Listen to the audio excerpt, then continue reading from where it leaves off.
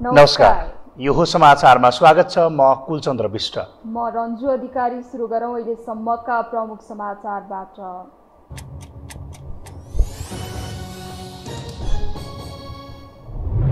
प्रस्तावित प्रधान न्यायाधीश कार्की विरुद्ध उठेका प्रश्नमाथि सुनवाई समितिमा छलफल। समितिको प्रक्रियामाथि नै उजुरीकर्ताले उठाए प्रश्न। उजुरीमाथिको जवाब कार्कीले भोलि दिने।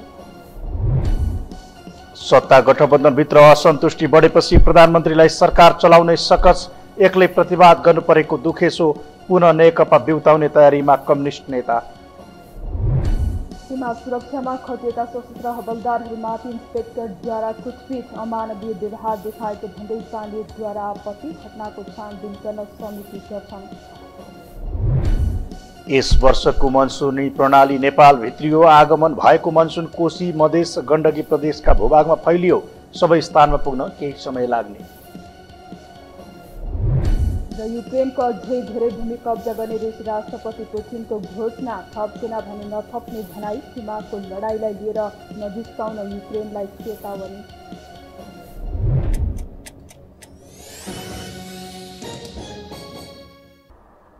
अब समाचार विस्तारमा।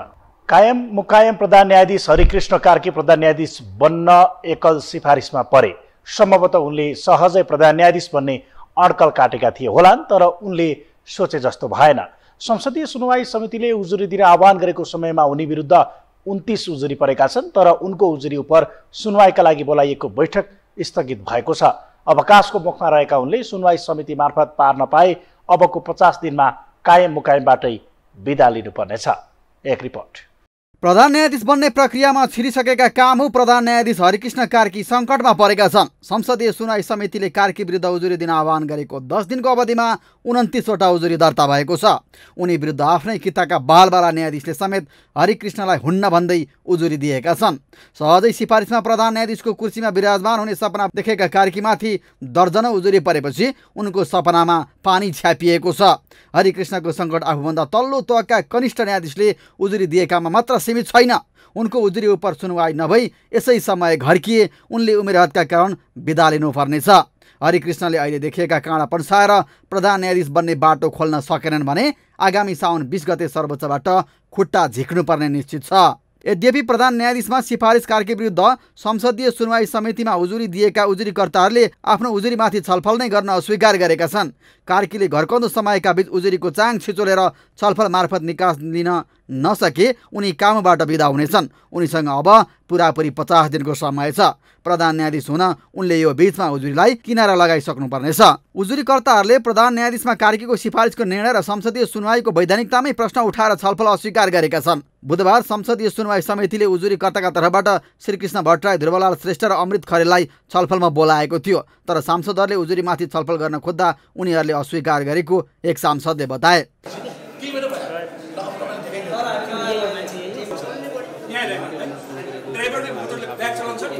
कार्की संसदीय सुनवाई प्रक्रियामा रहेका बेला न्याय परिषदले भने अवकाशको मिति नजिकेको पत्र थमाइदिएको छ। 65 वर्षीय उमेरहदका कारण आउँदो साउन 20 गतेदेखि अनिवार्य अवकाश पाउन लागेका कार्कीलाई परिषदले पत्र काटेर जानकारी दिएको हो। यद्यपि न्याय परिषदले भने कानुनी व्यवस्था अनुसार नै 60 दिन अघि अवकाशको मितिबारे जानकारी दिन व्यवस्था रहेकाले जानकारी गराइएको दावी गरेको छ। तर प्रधान न्यायाधीशको प्रक्रियामा सामेल भएका व्यक्तिलाई हतार हतारमा पत्र थमाएर प्रधान न्यायाधीश बन्ने बाटो रोक्न हतोत्साहित गर्न पत्र थमाइएको अर्थ लगाइएको छ। म बोलेको के भने जुन तरिकाले हरिकृष्ण श्रीमानलाई यो नाति जर्नल जस्तो गरी सर्वोच्चमा छिराउने काम भयो र त्यसैको अहिले अनुमोदन हुन प्रधान न्यायाधीश बनाउन हामी गइराखिया छ। यो पराकाष्ठ के पराकाष्ठ जस्तो हिजो अख्तियारमा नियुक्ति त सबैका हुन्थे, त्यसरी नै हुन्थे नि। लोकमानको बेलामा आएर किन विस्फोटन भयो हैन? त्यो सिचुएसन अहिले आयो। म मात्रै होइन हाम्रो सम्पूर्ण क्याडर जजहरूलाई कारबाही न्याय परिषदले गरिसक्यो। त्यो कारबाही भनेको के भने उहाँहरूको भविष्य सखाप बनाइदियो। 29 वटा उजुरीको चाङ लाग्नु र अवकाश पत्र समेत थमाइनुले कार्कीलाई रोक्न नियोजित रूपमा अमुक समूह लागेको आरोप छ। हरिकृष्णले यो बाधा अर्चन फुकाउन सकेनन् र संसदीय सुनवाई समितिको बैठक नै बसेन भने प्रधान न्यायाधीश बन्ने चाहना काममै सीमित हुनेछ। राष्ट्रिय सरोकार तथा समन्वय समितिले जिल्ला निर्वाचन कार्यालय हटाउने निर्णयको पुनरावलोकन गर्न सरकारलाई निर्देशन दिएको छ। आज बसेको समितिको बैठकले सङ्घीय संसदमा पेश भएको नेपाल सरकारको आगामी आर्थिक वर्षको राजस्व व्ययको वार्षिक अनुमानित बजेटमा जिल्ला निर्वाचन कार्यालयहरूको खारेजीको कुरा उठाइएको भन्दै सरकारलाई यस निर्णयको पुनरावलोकन गर्न निर्देशन दिएको हो। समितिको बैठकपछि समिति सभापति दिलकुमारी रावल थापा पार्वतीले बजेटमा जिल्ला निर्वाचन कार्यालयहरूको खारेजी गरी संविधानको भावना बमोजिम निर्वाचन आयोगसँग परामर्श गरी उक्त प्रस्तावलाई पुनरावलोकन गर्न सरकारलाई निर्देशन दिनुभयो। सङ्घीय संसदमा पेश भएको नेपाल सरकारको आगामी आर्थिक वर्षको राजस्व व्ययको वार्षिक अनुमानित बजेटमा जिल्ला निर्वाचन कार्यालयहरूको खारेजी गरी जिल्ला प्रशासन कार्यालय निर्वाचनलाई इकाइ रहने गरी प्रस्ताव भएको सन्दर्भमा स्वतन्त्र संवैधानिक निकायले कार्य संविधानको भावना बमोजिममा आवधिक निर्वाचन स्वतन्त्र स्वच्छ निष्पक्ष विश्वसनीय तवरले सम्पन्न गराउने निर्वाचन आयोगसँग परामर्श गरी उक्त प्रस्तावलाई पुनरावलोकन गर्न नेपाल सरकारलाई निर्देशन दिने भन्ने हाम्रो निष्कर्ष छ। सभापति रावलले राष्ट्रिय सुरक्षा लगायतका विषयमा समितिले उपसमिति बनाएर छलफल गरिरहेको र थप गृह कार्यका बारेमा अध्ययन गरी सरकारलाई निर्देशन दिने कुरामा समिति जुटेको बताउनु भयो। उपप्रधान एवं गृह मन्त्री नारायण काजी श्रेष्ठले सरकार जिल्ला निर्वाचन कार्यालय हटाउने पक्षमा नरहेको स्पष्ट पार्नु भएको छ। आज राष्ट्रिय सरोकार तथा समन्वय समितिको बैठकमा बोल्दै मन्त्री श्रेष्ठले सरकारको मनसाय जिल्ला निर्वाचन कार्यालय हटाउने र जिल्ला प्रशासन कार्यालय अन्तर्गत राख्ने नरहेको बताउनु भएको हो। उहाँले सरकारले जेठ 15 गते प्रस्तुत गरेको आगामी आर्थिक वर्ष 2080-81 को बजेट वक्तव्यमा जिल्ला निर्वाचन कार्यालय खारिज गर्ने भन्ने शब्द परेको भए पनि सरकारको आशय खारिजी गर्ने नरहेको बताउनु भयो। बजेटमा बजेट वक्तव्यमा जिल्ला निर्वाचन कार्यालयहरू नै खारिज गर्ने भन्ने जस्तो प्रिन्ट भइ आएको उहाँले बताउनु भयो। त्यो नीति बनाउने सन्दर्भमा बजेट वक्तव्यमा जिल्ला निर्वाचन कार्यालयहरू नै खारेज गर्ने भन्ने जस्तो प्रिन्ट भइ आयो। संविधान र कानुनले निर्वाचन आयोगको आफ्नै भूमिका परिभाषित गरेको छ र त्यसलाई सरकारले पुनः सम्मान गर्दछ। त्यसकारणले कानुनी हिसाबले पनि निर्वाचन आयोगसँग परामर्श बिना यस प्रकारको निर्णय गर्नु उपयुक्त हुँदैन भन्ने कुरामा सरकार प्रष्ट छ र औचित्यको हिसाबले पनि निर्वाचन आयोगसँग नै परामर्श गरिनुपर्छ। त्यसको काम कति छ, त्यो कार्यालय अहिले चाहिन्छ कि चाहिँदैन भनेर। त्यसैले गर्दाखेरि निर्वाचनका जिल्ला कार्यालयहरू खारेज गर्ने पक्षमा सरकार छैन। गृहमन्त्री श्रेष्ठले सरकारले छिटोभन्दा छिटो संविधानले सुनिश्चित गरेको हक कानुन बनाएर दिने कुरामा प्रतिबद्ध रहेको बताउनु भयो। उहाँले सरकार नेपाली नागरिकलाई नागरिकता दिनका लागि प्रतिबद्ध रहेको बताउनु भयो।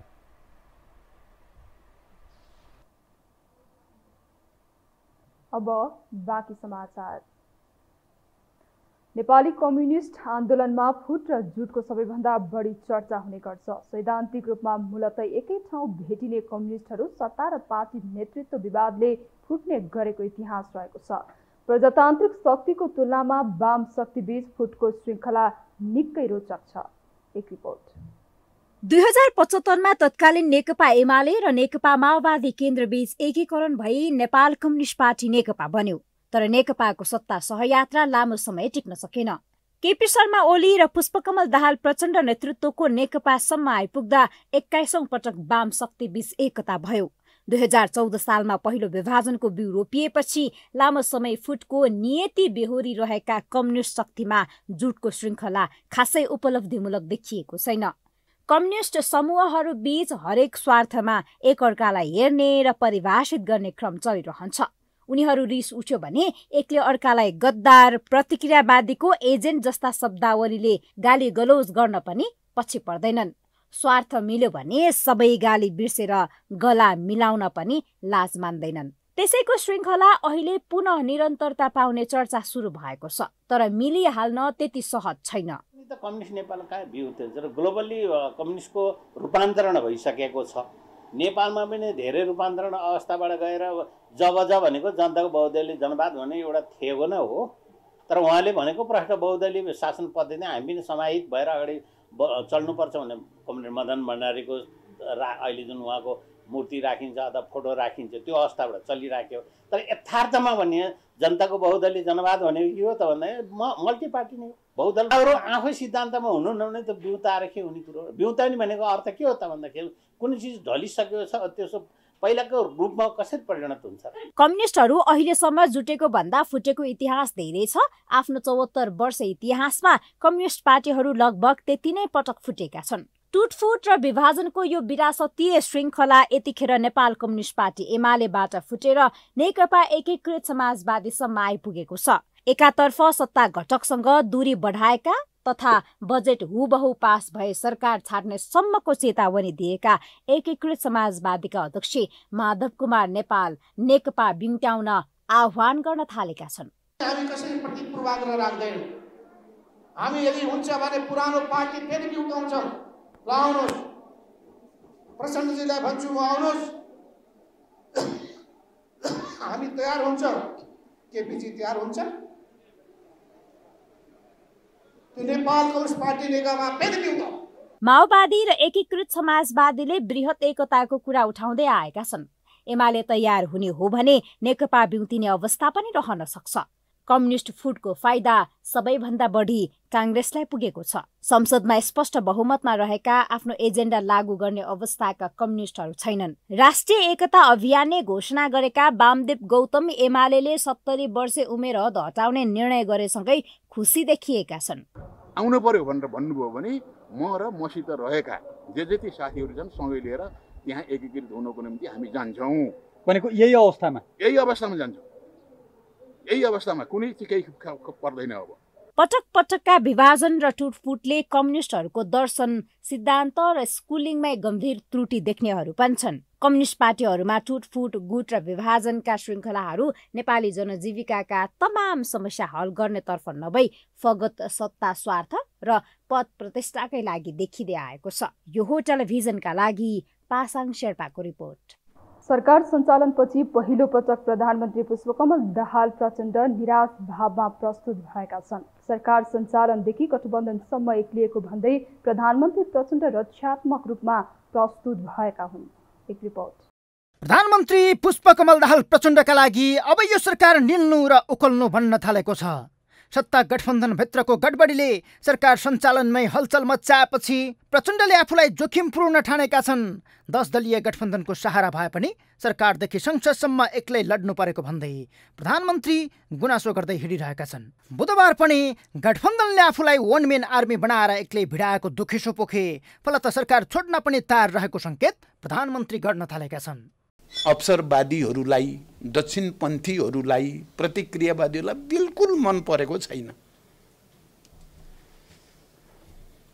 चुनावमा सानो खुम्चिएको पार्टी, चारैतिरबाट चाहिँ घेराबन्दी गरिएको पार्टी र त्यसका नेताहरू आएर राम्रो काम गरेर जनताको मन, राष्ट्रको चाहिँ हित गरेको मन परेको छैन। तपाईँहरूले हेर्नुभयो भने पछिल्लो चरणमा प्रतिनिधि सभामा जस्ता जस्ता हरकत र गतिविधि तपाईँहरूले पनि हेर्नुभयो होला, अहिलेसम्म नभएका। पछिल्लो पटक बजेटको विषयलाई लिएर सत्ता गठबन्धनमा व्यापक असन्तुष्टि चुलिएको छ।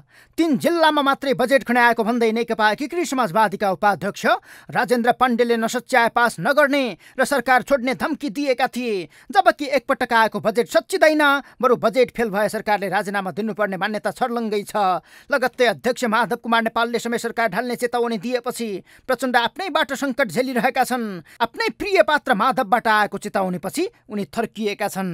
जन भारत भ्रमणदेखि नागरिकता विधेयक र रेशम चौधरीसम्मको आम माफीका विषयमा एक्लै प्रतिवाद गर्नु परेपछि प्रचण्ड आत्तिएका हुन्। जन कङ्ग्रेसभित्र सल्किएको आन्तरिक असन्तुष्टिको आगो पनि प्रधानमन्त्रीकै लागि असहज बन्दै गएको छ। सभापति शेरबहादुर देउबा र महामन्त्री बीचको द्वन्द्वले गठबन्धनमा एकमत हुन दिएको छैन। अब सरकारको नेतृत्व गर्ने पालो देउबाको काँधमा आउँदै गर्दा महामन्त्री गगन थापा लगायतको समूहले विद्रोह गर्ने तर देउबालाई प्रधानमन्त्रीमा रोक्ने नीति अघि सारेको छ। यो संसदीय कार्यकालमा नेपाली कङ्ग्रेसको नेतृत्वमा एक न एकपटक सरकार त बन्छ। नेपालले प्रधानमन्त्रीको रूपमा पनि उहाँले 5 पटक 6 पटक काम गरिसक्नु भयो।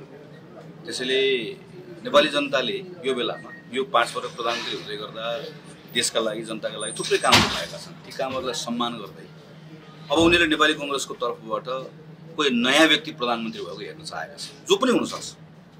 तर यसका निम्ति चाहिँ सभापतिजीले पार्टीको नेतृत्व हस्तान्तरण गर्ने कुरा र नेपाली कांग्रेसको तर्फबाट प्रधानमन्त्री हुने कुरालाई मार्ग प्रशस्त गरिदिनु भयो भने त्यो उहाँको हितमा पनि छ, पार्टीको हितमा पनि छ। बालकोट गठबन्धन भत्किएर प्रचण्ड कांग्रेस नेतृत्वकै मोर्चामा फर्किएपछि 2 वर्षपछि देउबा प्रधानमन्त्री बन्ने सहमति भएको थियो। सहमतिकै आधारमा देउबाले एमालेको प्रधानमन्त्री बन्ने प्रस्ताव पनि ललकार्दै आएका छन्। अहिले देउबालाई प्रधानमन्त्री बन्ने बाटोबाट रोक्न महामन्त्रीहरू क्रियाशील बनेका छन्। कांग्रेस रूपान्तरणका नाममा देशभर अभियान चलेपछि संस्थापन पक्ष पनि झस्किएको छ। अभिव्यक्ति राख्दै अलिक अनियन्त्रित र अशोभनीय रूपले पनि पुगेको छ, प्रस्तुत भएका छन्। त्यसलाई पार्टी नेतृत्वले गम्भीर रूपमै लिन्छ, हैन, लिने गर्छ। र त्यसले फेरि पार्टीलाई मात्रै होइन, नेतृत्वलाई मात्रै होइन, स्वयं त्यो अभिव्यक्ति राख्ने साथीहरूको आफ्नो जीवनमा पनि त्यसले कति प्रभाव पार्छ, सकारात्मक पार्छ कि नकारात्मक पार्छ भन्ने कुरा उहाँले पनि सोच्नुपर्छ। भावी प्रधानमन्त्रीको दौडमा रहेका गगन थापालाई देउबाको प्रतिवाद गर्न भने त्यति सहज छैन।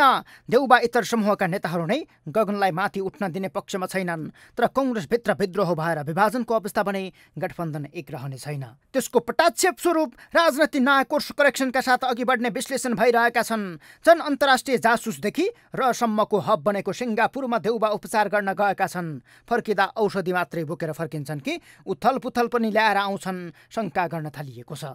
यो हो टेलिभिजनका लागि सन्तोष बेके थापा, काठमाडौँ। पार्टीको घट्दो साख उठाउँदै कम्युनिस्ट घटकको नेतृत्वमा पुग्ने अभिलाषामा रहेका प्रधानमन्त्री पुष्पकमल दाहाल प्रचण्ड गर या मरको अवस्थामा छन्।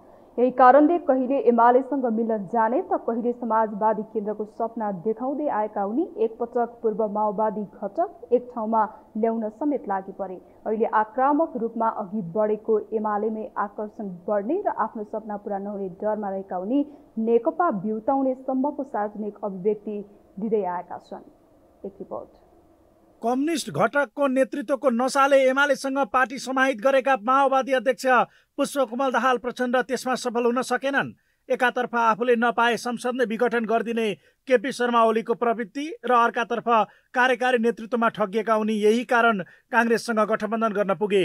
यति मात्र नभएर एमालेकै एक टुक्रालाई छुट्याइदिन समेत उनी सफल भए। तर निर्वाचनपछि फेरिएको परिस्थितिमा कार्यकारी नेतृत्वमा नपुगे आफू र पार्टी नै सकिने निष्कर्षमा पुगेका उनै प्रचण्ड यसैका लागि एमालेसँग पुनः गठबन्धन गर्न पुगेका थिए, जसले पुनः वाम एकताको आधारशिला बन्न सक्ने आशमा रहेका उनले यति बेला सुख दुःखमा साथ दिएका माधव नेपाललाई समेत बिर्सिए।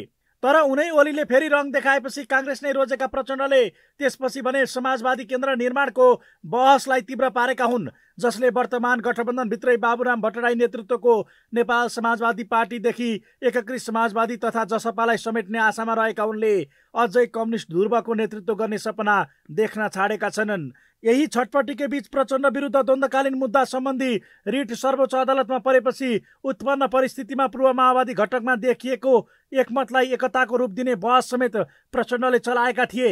त्यस्तै अहिले एमाले वाम घटकको नेतृत्वकर्ता बन्ने जसरी युद्ध स्तरमा अघि बढेपछि उनी समाजवादी क्रान्तिको तयारीका लागि व्यापक समाजवादी संयुक्त मोर्चाको तयारी भइरहेको बताउन थालेका छन्। समाजवादी मोर्चा हुँदै नयाँ नेकपासम्म पुग्ने गरी पहल कदमै लिएको बताएका उनले यसअघिको एकता कायम राख्न सम्भव नभए पनि लाखौं जनतालाई एकताबद्ध नगरी क्रान्ति नहुनेसम्म भन्न भएका छन्। केही दिनमा माओवादी, माधव नेपाल, बाबुराम भट्टराई, विप्लव, वामदेव गौतम, उपेन्द्र यादवहरूले नेतृत्व गरेका शक्तिहरूबीच समाजवादी मोर्चा घोषणा हुने बताएका उनले यो मोर्चा तल्लो तहसम्म बन्ने बताएका छन्। एमालेलाई यसमा समेट्ने विषयमा नेतृत्व बाधक रहेको बताएका उनले एमालेमा पनि एकताका पक्षधरहरू रहेकोले नेतृत्व परिवर्तन भएमा उनीहरू पनि एकताको पक्षमा आउने आशा व्यक्त गरेका छन्। समाजवादीहरूको समाजवादी क्रान्ति समाजवादी आन्दोलनका पक्षधरहरूको एउटा बृहत्तर मोर्चा बनाउने तयारीमा छौँ र विचारको हिसाबले अबको नेपाली क्रान्तिको समाजवादी बाटो कस्तो भन्ने कुराको हामी खोजी गर्दैछौँ, हामी अगाडि बढ्दैछौँ। सकेसम्म सच्चा वामपन्थीहरूको बिचमा एकता र ध्रुवीकरणको आवश्यकता छ र त्यसलाई अगाडि बढाउनु पर्छ भन्ने पनि हामीले सोचिराखेकै छौँ। हुन पनि एकीकृत समाजवादीका नेताहरूको एक हिस्सामा देखिएको एमाले मोह वामदेव गौतमले चाल्न सक्ने पछिल्लो कदम र यी सबैलाई बाटो दिन एमाले उमेर हद हटाउन गरेको निर्णयले प्रचण्ड अझ झस्किएका हुन्, जसले एकीकृत समाजवादी समेतलाई चस्को परेको छ भने कम्युनिस्ट शब्द छोड्नै पर्ने बाबुराम भट्टराईको प्रस्ताव अर्को बाधक बनेको छ। जुन प्रस्ताव आफ्नो सपनाकै विपरीत हुने बुझेका प्रचण्ड बाध्यतावश अहिले करिब 1 वर्ष अघि सुरु भएको एमाले बाहेकका वामपन्थी दलहरूको मोर्चा बनाउने प्रयासलाई निष्कर्षमा पुर्याउने दबावमा छन्। फलतः 4 दलले समाजवादी केन्द्र बनाउने विषयमा छलफल नै चलाउन थाले पनि नेसपाका नेताहरू भने यस विषयमा अनभिज्ञ छन्, जसले भट्टराई नेतृत्वको नेपाल समाजवादी पार्टी भने यो मोर्चामा नअटाउने सम्भावना बढेको छ भने आफू निरन्तर जित्दै आएको निर्वाचन क्षेत्र नै छाड्नु र प्रचण्डको प्रशंसा गर्नु पछाडिको बाबुरामको स्वार्थमाथि समेत धक्का लाग्ने देखिएको हो। यद्यपि माओवादी लगायतका वामपन्थी शक्तिहरूलाई एक ठाउँमा ल्याउने उनको सपना भने प्रचण्डले ओली छोडेर काङ्ग्रेस रोजेबाटै तुइएको थियो। प्रचण्डको भारत भ्रमणपछि उनीहरू बीचको दरार अझ बढ्दा दुवैजना विरुद्ध पूर्व बाल सेनाले सर्वोच्चमा रिट दायर गरेपछि स्वार्थको मिलनतर्फ अघि बढ्ने सम्भावनालाई भने नकार्न सक्ने अवस्था छैन। जहाँ एउटै पार्टीमा रहेर छुट्टिएका भट्टराई र उपेन्द्र यादव बीच सुमधुर हुन नसकेको सम्बन्ध समेत यसको अर्को बाधकको रूपमा देखिएको छ भने विप्लव सहितको मोर्चा बनाउने र पछि पार्टी एकता गर्ने प्रचण्डको तयारीप्रति माओवादीका दोस्रो तहका नेताहरू पनि सन्तुष्ट देखिएका छैनन्। विप्लवसँग वार्ता गर्न प्रचण्डले महरालाई खटाए पनि जनार्दन शर्मा, वर्षमान पुन शक्ति बस्नेत लगायतका नेता असन्तुष्ट रहेको स्रोतको दाबी छ। तर नेतृत्व गर्ने प्रचण्डका छटपटीका अघि उनीहरू निरीह भन्दा अस्तित्वकै सङ्कटमा रहेको एकीकृत समाजवादी पनि मोर्चाको हतारोमा देखिन्छ। वामपन्थी सोच भएका राजनीतिक दलहरूको बीचमा राष्ट्र, राष्ट्रियता, राष्ट्रिय हित, विकास निर्माणका नीति, सामाजिक परिवर्तनका कतिपय एजेन्डाहरूलाई सँगै उठाउन सकियोस् र संसदमा प्रभावकारी भूमिका खेल्न सकियोस् भनेर गरेको एउटा प्रयास हो। यो प्रयासलाई केही दिनमा मूर्त रूप दिने ढङ्गले हामी हिँडिरहेका छौँ। अहिले नेकपा एकीकृत समाजवादी, नेकपा माओवादी केन्द्र र जनता समाजवादी पार्टीको बीचमा यो गरौँ भनेर चाहिँ लगभग अन्तिम ठाउँमा हामी आइपुगेका छौँ। अरू केही राजनीतिक दलहरू यसमा थपिन्छन् भन्ने कुराको केही प्रयास पनि भइरहेको छ। त्यो प्रयासले गर्दा केही न केही रोकिएको छ। स्वार्थका कारण एक ठाउँमा उभिन लागेका उनीहरूमध्ये प्रचण्ड आगामी दिनको राजनीतिक परिदृश्य हेरेर कम्युनिस्ट घटकलाई एकै ठाउँमा ल्याउने कसरतमा देखेका हुन्। जहाँ प्रतिनिधि सभामा अहिले माओवादी केन्द्रका 32, जसपाका 12 र नेकपा एकीकृत समाजवादीका 10 सांसद छन्, जुन सङ्ख्या एक हुँदा कुनै पनि बेला सरकार निर्माणका लागि निर्णायक बन्न सक्ने फाइदामा समेत प्रचण्ड रहनेछन्। त्यस्तै विप्लवलाई भित्र्याउँदा दोस्रो तहका नेताहरूमा बढ्ने शक्ति सङ्घर्षले आफूलाई शक्तिमै रहिरहन सहयोग पुग्ने विश्वासमा हुनेछन्। मोर्चा बने कम्युनिस्टका नाममा एमालेतर्फ एकीकृत हुन सक्ने कम्युनिस्ट गुटहरूलाई रोक्न समेत भूमिका खेल्ने देखिँदा नेतृत्व गर्न प्रचण्डमा देखिएको छटपटी र अन्यमा देखिएको स्वार्थ कहिलेसम्म मिल्छ त्यो भने यसै भन्न सकिने अवस्था छैन। यो हो टेलिभिजनका लागि कुलचन्द्र विष्ट, काठमाडौँ। हामीसँग समाचार बाँकी नै छन्, अहिलेलाई विश्राम।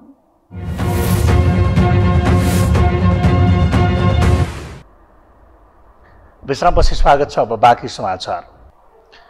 सशस्त्र प्रहरी बल एपीएफका सुरक्षाकर्मीले सीमा सुरक्षामा खटिएका आफ्नै सुरक्षाकर्मीमाथि आक्रमण गरेका छन्। झापाको बराहाबाहिनी पकलीबाट सादा पोसाकमा खटिएका इन्सपेक्टर नवप्रभात राईको टोलीले बोर्डर आउटपोस्ट नकलबन्दाका सबै सशस्त्र प्रहरीलाई मेची खोलाको पानीमा चोबलेर निर्घात कुटपिट गरेका हुन्। एक रिपोर्ट। मंगलबार मध्यराती झापाको काँकर भेट्टामा एक अनौठो दृश्य देखा पर्यो। सीमा सुरक्षाका लागि तैनात सशस्त्र प्रहरी बल एपीएफका सुरक्षाकर्मीमाथि एपीएफकै अर्को टोली आएर आक्रमण गर्न थाल्यो। झन्डै 2 किलोमिटर कुदाएर मेची खोलामा पुर्याएपछि पानीमा चोबल्दै मरणासन्न हुने गरी कुटपिट गरेको प्रत्यक्षदर्शी स्थानीयहरूले बताएका छन् र स्थानीयको प्रतिवादपछि मात्रै कुटाए खाएका सुरक्षाकर्मीहरूले ज्यान जोगाउन सफल भएका छन्।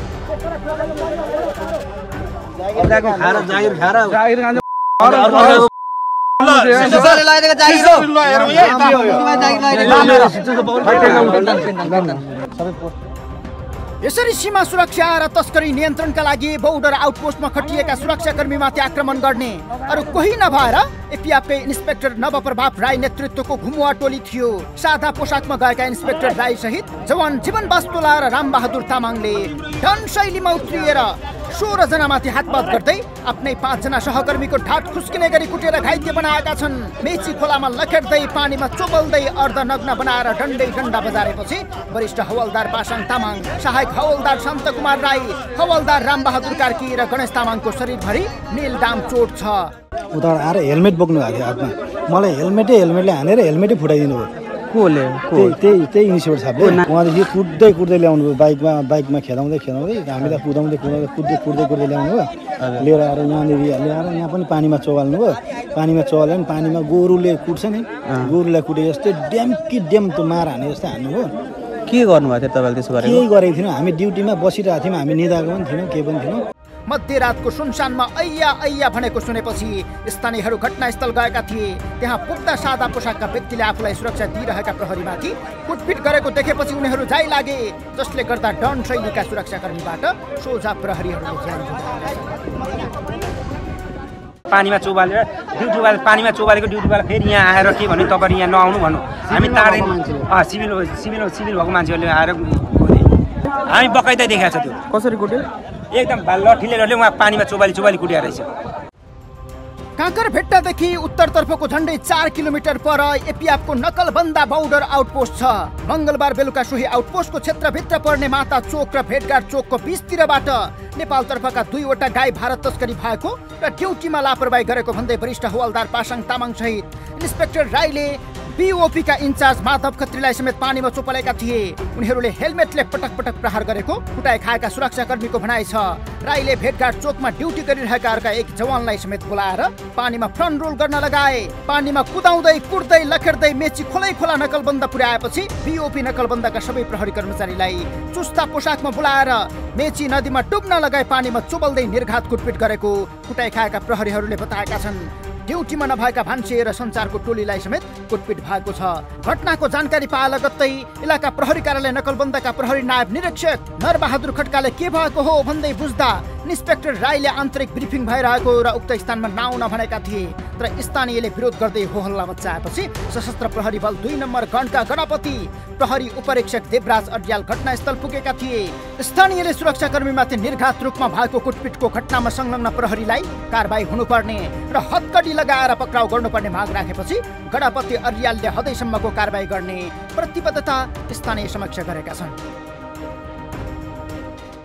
होइन हेर्नु पर्यो सबैले देख्नु पर्यो सबैले हेर्नु पर्यो भिडियो बना उपचार होइन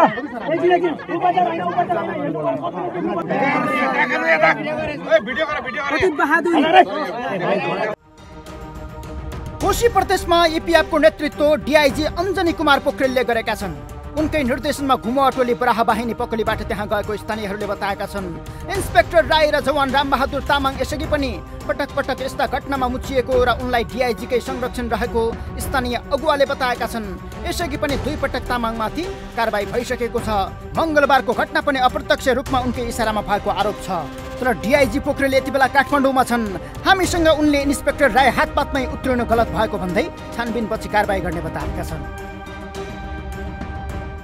त्यो मेरै कार्यालयबाट त्यो अनुगमनमा खटेको टोलीहरू हो त्यो चाहिँ बेलामा हामीले फिल्डमा चाहिँ अनुगमन पठाइरहेका हुन्छौँ होइन अनुगमनमा खटेको टोलीले चाहिँ अनुगमन गरेर चाहिँ यहाँ गल्ती भएको छ यसको गल्ती रहेछ भनेर त्यो रिपोर्ट ल्याउनु पर्ने हो उसले त्यहाँ फिल्डमा केही पनि गर्ने होइन होइन त्यहाँ हिजोको उसमा चाहिँ त्यो खटेको इन्सपेक्टर साहबको गलत काम भनेको थियो त्यसले म्यान ह्यान्डल गरेको म्यान ह्यान्डल चाहिँ गर्नु हुँदैन थियो होइन अब गलत काम गर्नेलाई चाहिँ अब हाम्रो चाहिँ प्रक्रियाहरू छन् कारबाही गर्ने अब त्यसको लागि चाहिँ छानबिन समिति पनि गठन भएर उसलाई तानेर चाहिँ कारबाहीको प्रक्रियामा ल्याएको छौँ हामीले सीमा सुरक्षामा कडाई भएर पैसा खाने बाटो बन्द भएपछि रिसको जोकमा गएर कुटेको आरोप पनि लागिरहेको छ अहिले घटनाको सत्य तथ्य बुझ्न प्रहरी उपरीक्षक विक्रम हुमागाईको नेतृत्वमा 3 सदस्यीय छानबिन समिति बनेको छ आफ्नै संगठनभित्र सार्वजनिक स्थलमा कुटपिट भएपछि एपिएफ मुख्यालयले पनि यसमा ध्यान तानिएको बताएको छ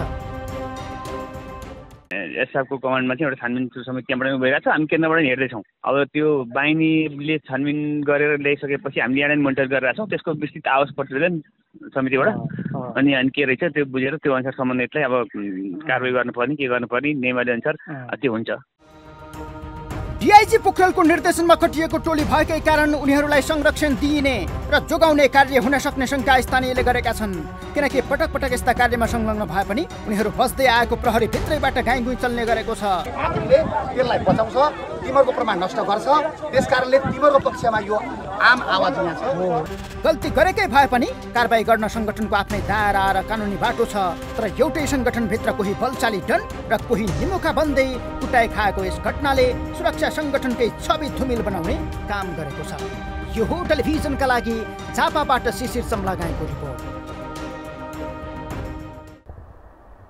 पार्टीभित्र हानाथाप गरेर समस्या समाधान गर्न मन्त्री बनेकाहरू समस्या औल्याएर नै दिन बिताइरहेका छन्। समस्या अनि कारण दुवैबाट अवगत मन्त्रीहरू नतिजामुखी काम गर्न भने चुकिरहेका छन्।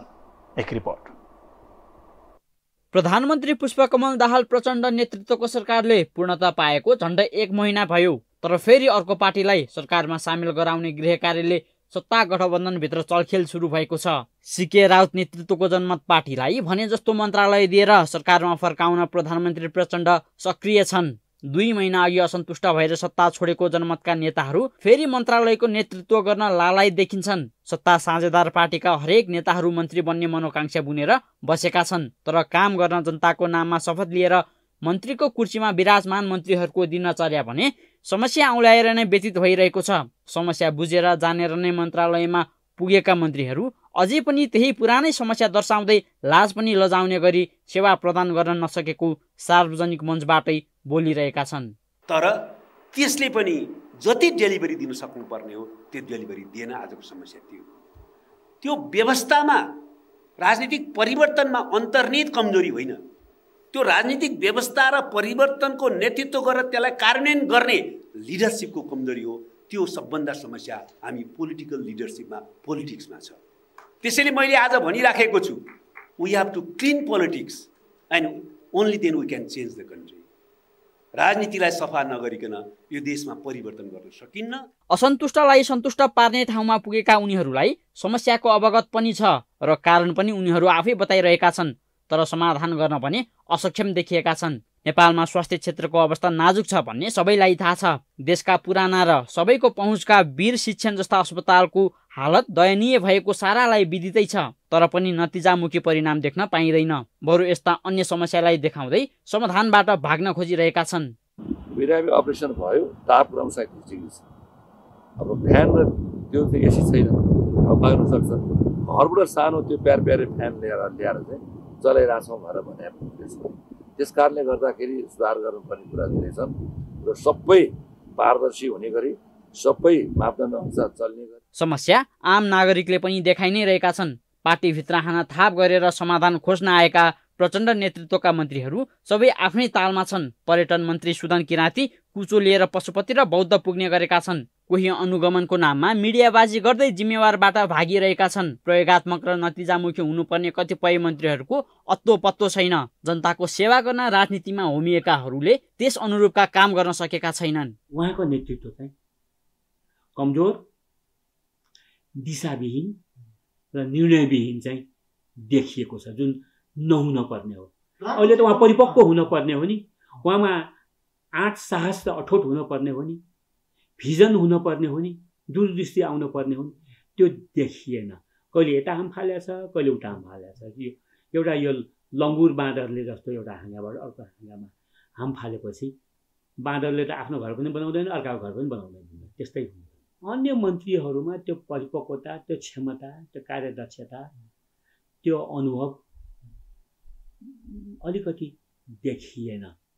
मन्त्री बन्न मरिहत्ते गर्नेहरू मन्त्री बनिसकेपछि आफ्नो दायित्व भुल्ने गरेका छन्। समाधानको आश गरेका मन्त्रीहरूले नै समस्या मात्रै देखाउँदा कुर्सीको अवहेला नभएको छ। आम नागरिकको सेवा गर्छु भनेर जनताको नाममा शपथ खाने तर काम गर्नुको साटो कुर्सीमा मात्र बसिरहनुको कुनै अर्थ छैन। यो टेलिभिजनका लागि निरज कोइराला, काठमाडौँ।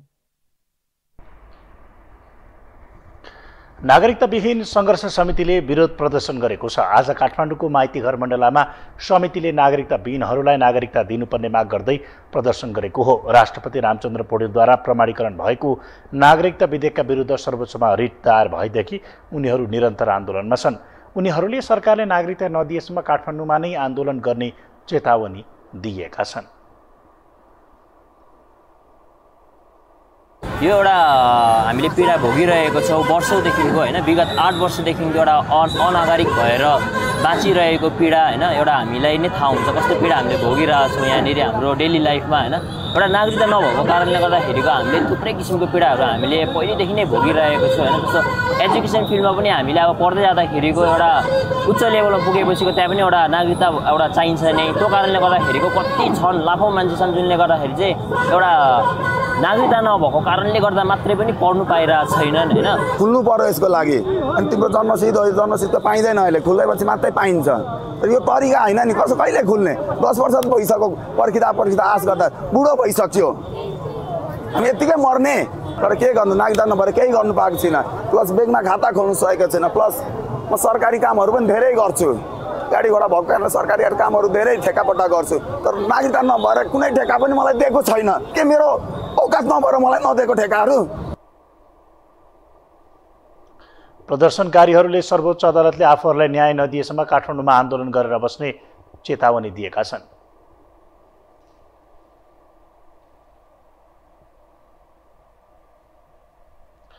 नेपालमा यस वर्षको मनसुन प्रणाली भित्रिएको छ। मौसम पूर्वानुमान महाशाखाले आज नेपालको कोशी प्रदेश, पूर्वी मधेस प्रदेश, बागमती प्रदेशका अधिकांश भूभाग र गण्डकी प्रदेशका पूर्वी भूभागमा आगमन भएको जनाएको हो।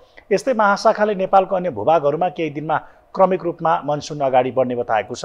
नेपालमा मनसुन भित्रिने सरदर मिति जुन 13लाई मानिन्छ। यद्यपि यस वर्षको मनसुन सरदर मितिभन्दा एक दिन ढिला गरी नेपालमा प्रवेश गरेको महाशाखाले जनाएको छ। नेपालको अन्य भूभागहरूमा भने केही दिनमा क्रमिक रूपमा मनसुन अगाडि बढ्ने देखिएको महाशाखाको भनाइ छ।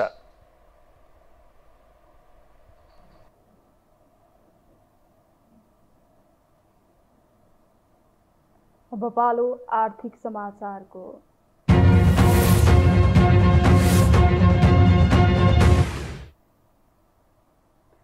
तीव्र उतार चढावका बीच आज अन्तिम समयमा शेयर बजार दोहोरो अङ्कले वृद्धि भएर बन्द भएको छ।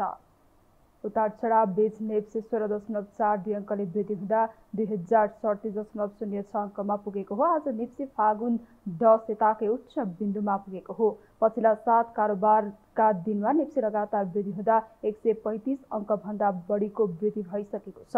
आज कारोबार रकम 5 अर्ब नागेको छ, जुन 28 पुस यताकै उच्च रकमको कारोबार हो। आज नेप्सेमा 79,461 वटा कारोबारमा 1,25,61,440 किता सेयर किनबेच हुँदा 5 अर्ब 1,78 लाख रुपियाँको कारोबार भएको छ।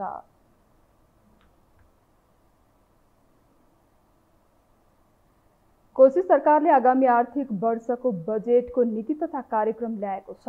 प्रदेशले कृषि र रोजगारीलाई प्राथमिकतामा राखेर नीति तथा कार्यक्रम ल्याएको हो। प्रदेश प्रमुख परशुराम खापुङले आउँदो आर्थिक वर्ष 2080-81 को बजेटको नीति तथा कार्यक्रम प्रदेशसभामा आज प्रस्तुत गर्नुभयो।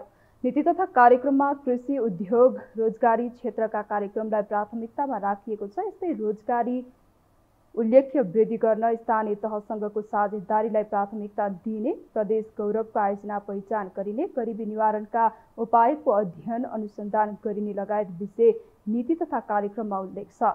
अल्पमतमा परेको एमालेका मुख्यमन्त्री हिक्मत कुमार कार्की नेतृत्वको सरकारले बजेट भने अध्यादेश मार्फत ल्याउने तयारी गरेको छ।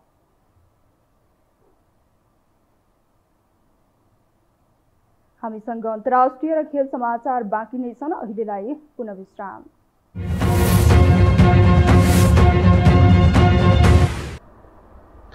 विश्रामपछि स्वागत छ। अब पालो अन्तर्राष्ट्रिय समाचारको।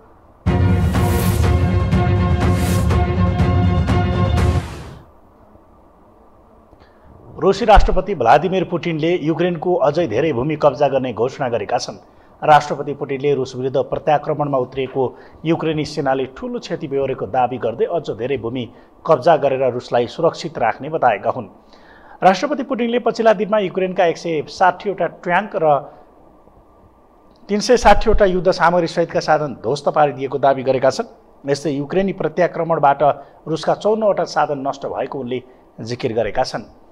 सीमावर्ती क्षेत्रमा युक्रेन समर्थित लडाकुहरूले गरेको आक्रमणप्रति सङ्केत गर्दै उनले जिस्क्याउन खोज्नेहरूलाई ठेगान लगाइने बताएका छन्। युक्रेन विरुद्ध अहिलेको अवस्थामा सेना थप्नुपर्ने जरुरी नदेखिएको पनि राष्ट्रपति पुटिनले जनाएका छन्।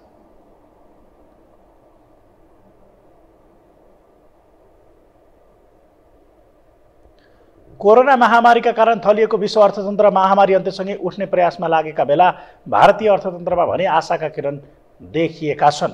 विश्व अर्थतन्त्रमा भारतको भविष्य उज्जवल रहेको अन्तर्राष्ट्रिय मुद्रा कोषले प्रक्षेपण गरेको हो। एक रिपोर्ट। लामो समय कोभिड-19 का कारण थलिएको विश्व अर्थतन्त्र तङ्ग्रिन्द अवस्थामा छ। यसमा छिमेकी मुलुक भारत एक कदम अगाडि देखिएको छ। अझै केही देशले पार पाइ नसकेको वर्तमान अवस्थामा भारतको अर्थतन्त्रमा भने आशाका किरण देखिएको छ। विश्वका अन्य विकसित देशहरू अझै तत्कालीन समयको कोभिड महामारीको असर छल्न वैश्विक खोजिरहेको बेला भारतलाई भने सकारात्मक ऊर्जा प्राप्त भएको छ। अन्तर्राष्ट्रिय मुद्रा कोष IMF को अनुसार भारतीय नीति निर्माताहरूले अर्थव्यवस्था उज्जवल भविष्य रहेको प्रक्षेपण गरेका छन्। भारतीय प्रधानमन्त्री नरेन्द्र मोदीको साथ र सहयोगले अर्थतन्त्रका हिमायतीहरू थप उत्साहित छन्। मोदीले दूरदर्शी रूपमा आउन सक्ने आर्थिक सङ्कटलाई पहिला नै अर्जुन दृष्टि लगाएर सतर्कतापूर्वक वित्तीय एवं आर्थिक योजना तर्जुमा कार्यान्वयनको चरणमा पुर्याए। अहिले ती योजनाको परिणाम सफलतातर्फ डोहोरिरहेको छ। हालै जारी गरिएको देशको आर्थिक तथ्याङ्कमा सरकारी अनुमान भन्दा बढीले कुल गृहस्थ उत्पादन GDP को वृद्धि भएको छ। 7% GDP विस्तार हुने सरकारी अनुमान रहे पनि यो बढेर 7.2% पुगेको छ। यो विस्तारले भारत उदयमान अर्थतन्त्र भएको मुलुकको सूचीमा द्रुत गतिमा फड्को मारिरहेको छ। कोभिड-19 को महामारीपछि भारतको तुलनामा एसियाली प्रतिद्वन्दी मुलुक चीनले आफ्नो आर्थिक पुनरुत्थानमा खासै गति लिन सकेको छैन। अमेरिकी वित्तीय सेवा कम्पनी मोर्गन स्टैनलीले हालै सार्वजनिक गरेको एक प्रतिवेदन अनुसार 1 दशकभन्दा कम समयमा भारतको अर्थतन्त्रमा परिवर्तन आएको छ। भारतीय अर्थतन्त्रको विश्लेषण गरेको स्टैनलीको प्रतिवेदनले भविष्यमा पनि आर्थिक क्षमतामा उत्कृष्ट हुने प्रक्षेपण गरेको छ। राजस्व सङ्कलन र विवेकपूर्ण खर्च, निर्यात र प्रत्यक्ष विदेशी लगानीमा वृद्धि, अतुलनीय पूर्वाधार विकासको गतिलाई रोक्न नदिन निरन्तरको निगरानी, नीतिगत हस्तक्षेप, मुद्रास्फीति नियन्त्रणको इमानदार प्रयासलाई भारतले आक्रामक रूपमा अघि बढाएको छ। सन् 2014 मा नरेन्द्र मोदीले देशको शासन व्यवस्था सम्हालेपछि भारतमा परिवर्तन आएको र अर्थव्यवस्था पनि अब्बल बन्दै गएको प्रतिवेदनमा उल्लेख छ। विश्वका प्रतिष्ठित 5 अर्थतन्त्र मध्ये सबैभन्दा द्रुत गतिमा भारतमा आर्थिक वृद्धि भइरहेको छ। भारतले लगानीकर्ताको लागि अनुकूल वातावरण बनाएको छ। गत वर्ष झन्डै 8 अर्ब अमेरिकी डलर FDI इक्विटी प्रभाव सहित FDI मा 48 अर्ब 80 करोड डलर पुगेको छ। भारत सरकारले अहिले पूर्वाधार विकासलाई तीव्रता दिन ठूलो प्रयास गरिरहेको छ। एयरवेजदेखि रेलवे र रोडवेजसम्म द्रुत विस्तार र स्तर वृद्धिले देशको बृहत आर्थिक लाभांश बढाउन मद्दत पुगेको छ। यो हो टेलिभिजनका गेमिङमा शेर्पा, काठमाडौँ। अब पालो खेल समाचारको।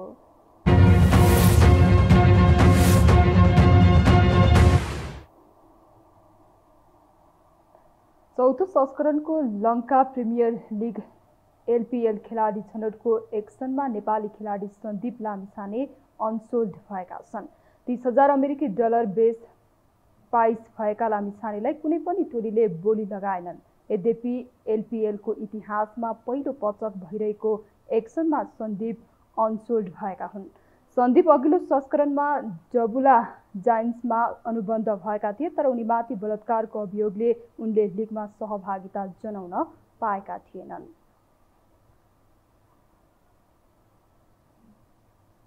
खेल समाचारसँगै हामी यो समाचारको अन्त्यमा आइपुगेका छौँ। बिदा हुनुअघि प्रमुख समाचार पुनः एकपटक।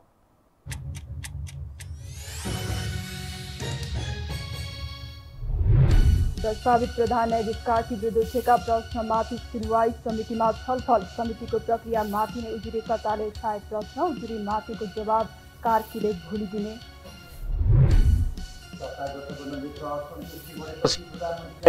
सञ्चालनमै सकस एक्लै प्रतिवाद गर्नु परेको दुखेसो पुनः नेकपा बिउताउने तयारीमा कम्युनिस्ट नेता।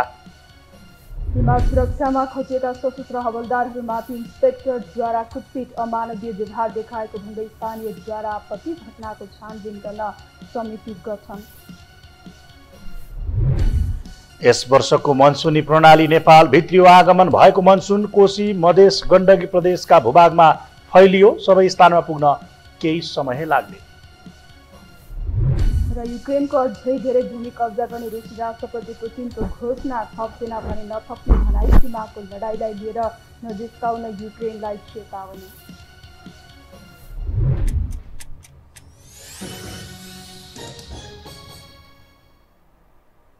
हवस् त, यो समाचार सकियो। समाचार बुलेटिनका साथै यो टेलिभिजनका सम्पूर्ण कार्यक्रम यो टेलिभिजन.com, यो खबर.com, युट्युब र फेसबुकमा पनि पढ्न र हेर्न सक्नुहुनेछ। मोबाइलमा यो टिभी एप डाउनलोड गरी हामीलाई प्रत्यक्ष हेर्न सक्नुहुनेछ। तथ्यसहितको निष्पक्ष समाचार तथा मनोरञ्जनका लागि हेर्दै रहनुहोला यो टेलिभिजन। नमस्कार।